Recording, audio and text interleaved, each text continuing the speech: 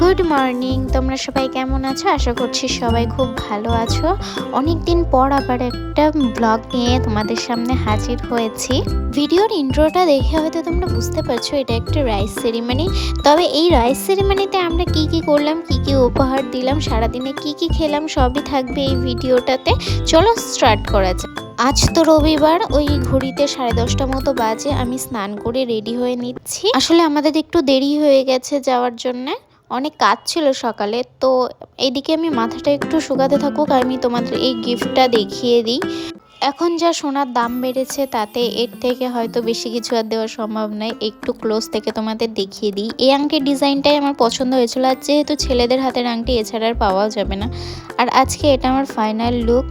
এটা কিন্তু কোনো কালো রঙের কুর্তি নয়, এটা কিন্তু একটা ধূসর রঙের কুর্তি। তো এই রেডি হতে হতে মাঝখানে আবার একটা পার্সেল চলে এসেছিলো, সেটাই আবার রিসিভ করতে যাচ্ছি। তো এই পার্সেলটা ধুয়ে এবার চলো যাওয়া যাক। এবার হ্যাঁ, তোমরা হয়তো বলতেই পারো যে এই ড্রেসটার সাথে এই জুতোটা একদমই যাচ্ছে না, তবু স্টিল এটাই থাকবে। আর আজকে প্রচুর রোদ উঠেছে, কালকে তো আকাশের অবস্থা খুব একটা ভালো ছিল না। আর এই কথা বলতে বলতে আমি চলেও এসেছি। আর এই যে পাগল আমার কোলের মধ্যে রয়েছে, আর ওকে দেখলে আমার এত চটকাতে ইচ্ছে করে। আর ওর মুখে হাসি ছাড়া কোনো সময় তুমি অন্য কিছু দেখতে পাবে না, কোনো সময় কান্নার ভাবও করেই না। আর আমি তো ওর সাথে খেলা করতে খুবই ভালোবাসি। মুখটা কি মিষ্টি, পুরো আমার দাদার মতো হয়েছে। আমি বলবো না যে বৌদির মতো দেখতে হয়েছে।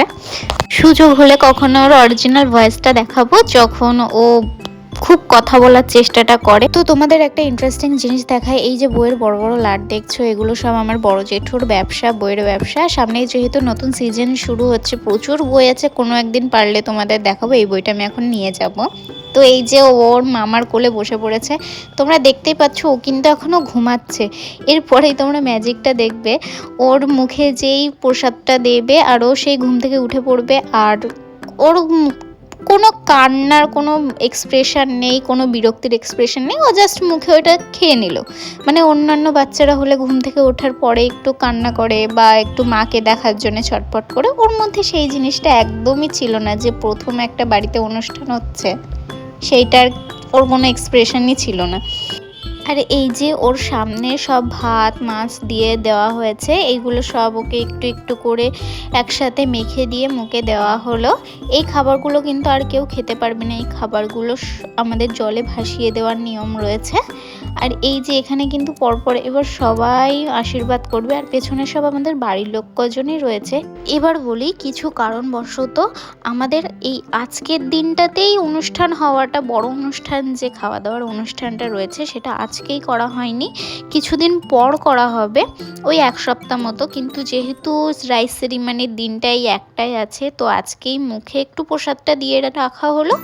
আর যখন বড় অনুষ্ঠান থাকবে তখন তো দেওয়া হবেই, আর সবাইকে নিমন্ত্রণ করা হবে, খাওয়ানো হবে। আর এই যে যেই আংটিটা আমরা দিয়েছিলাম, ওর হাতে অবশ্যই বড়, কিন্তু তাও পরিয়ে দেওয়া হয়েছিল। আর সবার লাস্টে আমার মা আশীর্বাদ করলো।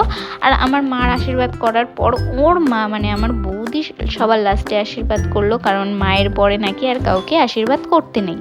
এবার যে রিচুয়ালটা, মানে যেটা ওই টাকা বই ধরার যে রিচুয়ালটা, ও কিন্তু প্রথমে একটা লাঠি ধরার চেষ্টা করছিল, কিন্তু ওটা হাত থেকে বেরিয়ে গেছে। তো সবার লাস্টে ও বইটা ধরেছিল, খুব কষ্ট করে ওর বইটাও ধরেছে।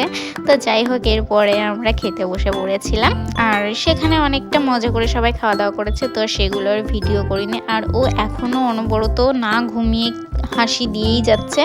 আমি ওকে একটু আবার খেলা করে নিলাম। তো আজকের এই ব্লগটা এই পর্যন্তই থাকবে। বড় যে অনুষ্ঠান হবে সেই ব্লগটা অবশ্যই তোমাদের সাথে শেয়ার করব। আর আজকের মতো টাটা।